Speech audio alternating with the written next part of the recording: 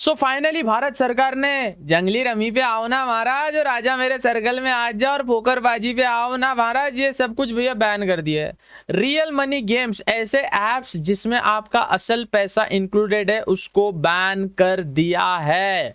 स्वागतम स्वागतम सुस्वागतम दोस्तों, स्वागत है आप सभी का लेके सीएन पे। मैं हूं आपका होस्ट और दोस्त देव। आज हम बात करने वाले हैं ऑनलाइन गेमिंग अमेंडमेंट बिल जो पास हुआ है 2025। इससे इंडियन स्टॉक मार्केट पे क्या इफेक्ट होगा और इससे मैं इतना ज्यादा क्यों खुश हूं और इससे हमारे भारत का युवा को क्यों खुश होना भी चाहिए। चलिए वीडियो स्टार्ट करते हैं, समझते हैं इससे स्टॉक मार्केट पे क्या इंप्लीमेंट होगा। जो गेमिंग मतलब यहाँ पे ई स्पोर्ट्स को अलग रखा है और जो online money games, real money games मतलब है ना, जो गैम्बलिंग काइंड ऑफ पर्सपेक्टिव उसको अलग रखा है। तो रेगुलेटरी बॉडीज, और आज ही अपने को देखने मिला है कि 8% बढ़ोतरी हमें गेमिंग के स्टॉक्स में, जो गेम डेवलपिंग की कुछ स्टॉक्स है, जो मैं नाम नहीं ले सकता हूँ यार, ऐसे सेबी की कुछ गाइडलाइंस होती है जो एज अ फाइनेंस इन्फ्लुएंसर हमें फॉलो करनी होती है, लेकिन 8% हमें बढ़ोतरी देखने मिली है जैसे ही ई स्पोर्ट को रेगुलेट कर नेशनल ई स्पोर्ट्स अथॉरिटी जब बनाई है सरकार ने। तो चलिए इसके बारे में डिटेल में बात करते हैं और कैसे भैया एलविश यादव और अनुराग द्विवेदी जैसे स्कैमर लोग का जो फर्जीवाड़ा जो फैलाए थे ये गैम्बलिंग के नाम पे, इनके पेट पे कैसे सरकार ने लात मारी है। हो सके तो चैनल को सब्सक्राइब कर दीजिए, 3 लाख सब्सक्राइबर के करीब है। आपका अच्छा पार्ट कमेंट में बता के आप सोशल मीडिया पे शेयर कर सकते हैं, शॉर्ट प्लेटफॉर्म पे। आप मतलब जो सोशल मीडिया पे ग्रो करना चाहते हैं लेकिन अपना फेस नहीं बताना चाहते, तो हमारे वीडियो का कोई भी हिस्सा आप यूज कर सकते हैं। हम कोई कॉपीराइट का हमारा कोई सीन ही नहीं है भैया। खैर दोस्तों के साथ वीडियो शेयर करके, वीडियो लाइक करके यूट्यूब के एल्गोरिथम को बोलेंगे भैया कि वीडियो अच्छी है, देव भाई अच्छा बताते हैं, हमसे समझा दे, अच्छा स्टोरी टेलिंग भी। तो चलिए वीडियो स्टार्ट करते हैं और समझते हैं कि भैया क्यों बैन हुआ है जंगली रमी पे आओ ना महाराज। महाराज अटक गए, अब जंगली रमी पे आ ही नहीं सकते, बैन कर दिया सरकार ने।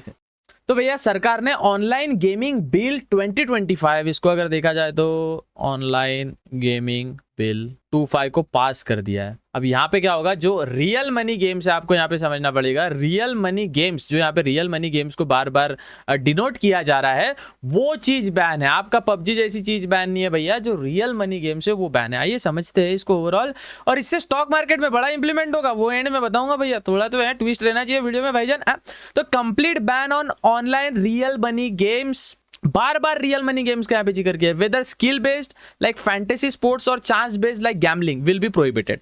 अब यहाँ पे पहले क्या था ना भैया, सुप्रीम कोर्ट ने बोला था स्किल बेस्ड गेम चलेगा। क्या है ना, ये माई सर्कल 11, ड्रीम 11, ये स्किल बेस्ड में कहा जाता है कि इसमें टीम ही तो बनानी पड़ती है भैया, इसमें तो दिमाग लगाना पड़ता है। अरे इन द एंड प्रोबेबिलिटी का खेल है, कल जाकर रोहित शर्मा खेलेगा नहीं खेलेगा, विराट कोहली खेलेगा नहीं खेलेगा, ये तो लक पे काम करते हैं ना भैया, उनके लक पे नहीं, लेकिन अपने को थोड़ी पता है वो खेलेगा नहीं खेलेगा।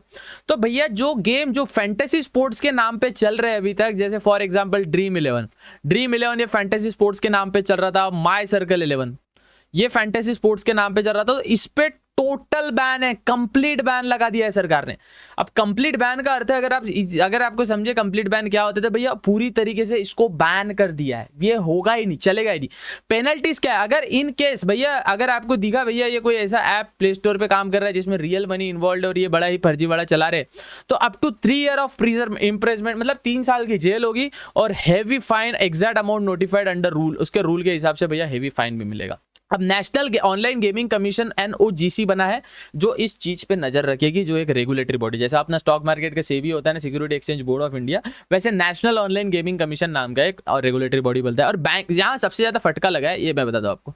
अब इससे आपको बैंकिंग सेक्टर में इसका इंप्लीमेंट बड़ा दिखेगा। वाई, चलिए समझते हैं वाई बैंकिंग सेक्टर एक गेटवे देता है। गेटवे माने क्या, तो जब आप पेमेंट करते हैं तो एक जाता है ना, रेजर पे एक गेटवे है, उसके बाद अलग अलग टाइप के, पेटीएम का एक गेटवे है, जियो का एक गेटवे। तो बैंकिंग गेटवेज देती है कि आप मेरे थ्रू इसमें डिपॉजिट विड्रॉल कर सकते हैं। लेकिन अब जब बैंकिंग का क्वार्टरली रिजल्ट आएगा या एनुअल रिजल्ट आएगा, तब हमें पता चलेगा कि बैंक को कितना फटका मिला है। खैर बैंक स्टॉक्स भी थोड़े डाउन गए हैं, लेकिन गेमिंग के स्टॉक्स तो बढ़े। मैं आपको धीरे धीरे बताऊंगा, ओवरऑल कुछ अंदर की चीजें बताऊंगा जितना भी मुझे पता है। एडिक्शन रिस्क, इसका बैन करने का नियम क्या था भैया, एडिक्शन बड़ा हो गया था भैया। अब क्या हो गया था ना, बच्चा अगर पबजी और फ्री फायर भी खेल रहा है तो सरकार, पेरेंट्स लोग को लगता था हमारे बेटा तो भैया गेमिंग में डूब चुका है, जंगली रमी पे टीमें जो भी हो रहा है कर रहा है।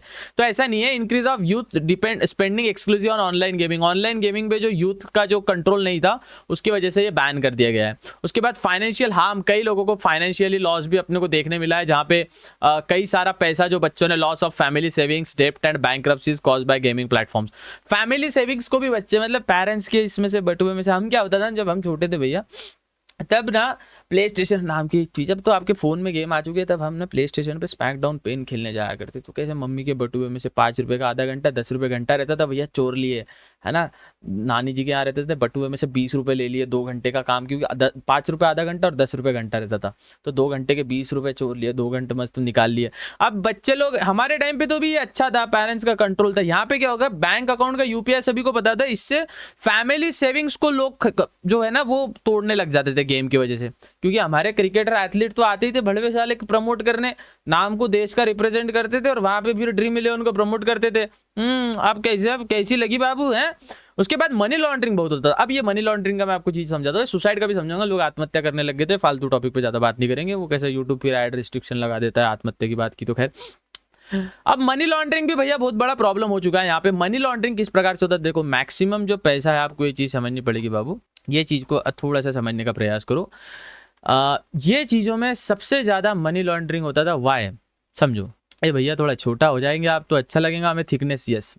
अब इसमें सबसे ज्यादा मनी लॉन्ड्रिंग क्या होता था, देखो मनी को सबसे इजी वे से सेव करना है वो मार्केट है। मार्केट ही एक तरीका है जहाँ पे मनी को आप अच्छे तरीके से मैनिपुलेट कर सकते हैं। तो यहाँ पे जितना भी ये पैसा है ये पूरा दुबई में जाता था, और दुबई से इंडियन मार्केट मैनिपुलेट होता था, या यूके से इंडियन मार्केट मैनिपुलेट होता था। तो मार्केट मैनिपुलेशन अपने को बार बार यहाँ पे देखने मिली थी, मार्केट मैनिपुलेशन अपने को दबा के देखने मिली थी। तो इससे बचने के लिए मार्केट ने मनी लॉन्डर नहीं होना चाहिए, इसलिए बचने के लिए सरकार ने नियम लाया। उसके बाद कंज्यूमर प्रोटेक्शन। अब सरकार भी सोचती है कि देश का युवा कहाँ पे जा रहा है, तो कंज्यूमर प्रोटेक्शन के लिए भी सरकार बोली कि भैया इसको रेगुलेट करना जरूरी है। थोड़ा इंपॉर्टेंट मुद्दे पे आते हैं, क्या इससे फायदा हुआ या प्रॉफिट हुआ या लॉस हुआ, यह हमें समझने की बात है। तब तक भैया थोड़ी ड्राइंग्स डिलीट कर देते हैं जी। अब देखिए यहाँ पे इंडस्ट्रियल साइज है ऑनलाइन गेमिंग 2.7। ये छोड़ो, आपको मैं सिंपल उदाहरण देता हूँ, ये जो ओवरऑल है मैं आपको ये समझा देता हूँ भैया। ओवरऑल 2 लाख लोगों का इसमें जॉब था, 2 लाख लोगों का जॉब एक साथ गया है, पहला पॉइंट। दूसरा पॉइंट समझने वाली बात यह है भैया, 2 लाख लोगों के जॉब साथ साथ जाने के बाद जो FDIs थे, फॉरेन डायरेक्ट इन्वेस्टमेंट, जो विदेशी लोग इसमें निवेश करते थे, ये सालाना थी 25,000 करोड़, 25 CR की भारत में निवेश इन्वेस्टमेंट थी ऑनलाइन गेमिंग को लेके। अब फॉरेन डायरेक्ट इन्वेस्टमेंट भैया 25,000 करोड़ का घाटा। ये एक और सर्वे निकल के आता है जहां पे 20,000 करोड़ का भैया ये लोग जो ऑनलाइन जंगली रमी है, ड्रीम 11 है, माई सर्कल 11 है, पोकर, अब तो ब्रांड का नाम खुला ले सकते हैं साला है। अब सरकार नहीं, जैसे XNS ऐप है ना, एक नंबर का भड़वा ऐप है साला, और उसकी स्ट्रीम करने वाले उससे भी भड़वे। इनका तो साला, इनको भी सरकार कुछ करे भाईजान, मोदी जी थोड़ा फोन लगाओ मैं अमित शाह को, कुछ तो हो जाए इनका भी। तो 20,000 करोड़ रुपीस का ये GST फाइल करते थे पर ईयर, सरकार को जो रेवेन्यू इससे मिलता था। उसके बाद 20,000 करोड़ का, सॉरी माय बैड 6,000 करोड़ का ये लोग एड्स पे स्पेंड करते थे बॉस। एड्स पे, जो आप Meta ads, Facebook ad, WhatsApp ad देखते हो, मार्केटिंग पे ये पूरी कंपनी 6,000 करोड़ स्पेंड करती थी। अब ये जो है ओवरऑल इसमें जो थे 1100 स्टार्टअप्स थे, और उसमें से 400 स्टार्टअप्स जो थे या 300 स्टार्टअप्स जो थे वो बस फ्रेश थे, बस भैया बने ही थे, 2 से 3 महीने हुए और सरकार ने बैन लगा दिया। खैर बड़ा दुखद हुआ इनके लिए तो। लेकिन एक और बात, अब व्हाट विल रिमेन अलाउड, तो रहेगा, बचेगा क्या? ई स्पोर्ट्स रहेगा भैया। जो आप देखते हो जोनाथन मार्टल है, जो बड़े बड़े गेमर लोग हैं जो ई स्पोर्ट्स कम्पीट कर रहे हैं, है ना, SK रॉसी जैसे लोग, ये गेमिंग लीगल है, PUBG में ई स्पोर्ट्स खेलना, गेम खेलना लीगल है, कैजुअल गेम्स लीगल है, कैंडी क्रश जैसे, लूडो जैसे, ये चीज जो अपन बैठ के खेलते हैं इट्स ओके। बट जो पैसे, जिसमें पैसे इन्वॉल्व हो, वो चीज भैया सरकार ने यहाँ पे बोला है कि नहीं भैया हम नहीं कर सकते। अब यहाँ पे कंक्लूजन ओवरऑल निकल के क्या आता है, और फिर समझेंगे इसको मार्केट में कैसे इंप्लीमेंट होगा, इंपैक्ट भी देगा। Real money gaming ban in India, bar bar he real money का जिक्र कर रहे हैं, क्यों? क्योंकि जिसमें असल पैसा ही इंक्लूडेड है वही चीज बैन की गई है। One of the biggest significant digital product while the government aims to protect citizen, economic impact, job का लॉस गया, और legal validity of central level ban पे ये हुआ है। ठीक है, अब इनकी जो ऑर्गेनाइजेशन है भैया, इन्होंने भी बोला है कि भैया ज़्यादातर हमें लीगल कर दो मालिक, हमारा भी पेट का सवाल है। ऐसा सरकार सबकी सुनती है, लेकिन अब यहाँ पे अपन मुद्दे की बात करेंगे, इसका मार्केट में क्या इंप्लीमेंट होता है, मार्केट में इसकी किस प्रकार से चीज़ें होती है। सबसे पहली बात समझिए, हवाला का पैसा जो लॉन्ड्रिंग का जो पैसा है ना भैया, वो सबसे ज़्यादा स्टॉक मार्केट में मैनिपुलेट किया जाता था। आपने देखा राय छत्तीसगढ़ से जो ये महादेव बुक वाले जो चलाते थे, मार्केट में भी कई सारा पैसा डाल के मार्केट को भी मैनिपुलेट करते थे।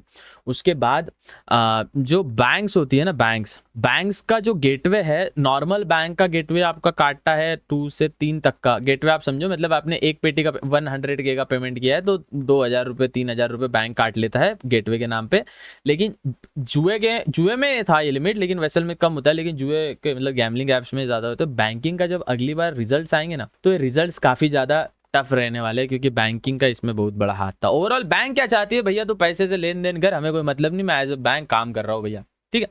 उसके बाद आप देखना जो प्रॉपर गेमिंग कंपनीज है ना भैया, इसमें आपको बढ़ोतरी देखने मिलेगी। तो आपने देखा होगा 19 अगस्त को 2025 में गेमिंग कंपनीज का आप 8% स्टॉक में आपको इंप्रूवमेंट देखने मिली थी। क्यों? क्योंकि ओवरऑल अपने सामने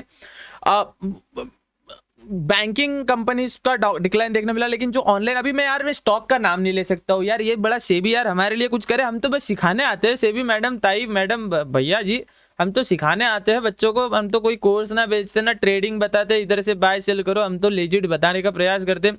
अच्छा, कुछ गेमिंग स्टॉक्स है जिनमें 8%, मतलब अगर 1 लाख का स्टॉक है तो भैया 8,000, अगर 1 लाख डाले तो 8,000 एक दिन के बन जावे आपके। तो भैया 8% का डिक्लाइन हमें अपसाइड मूव देखने मिली है गेमिंग स्टॉक्स में।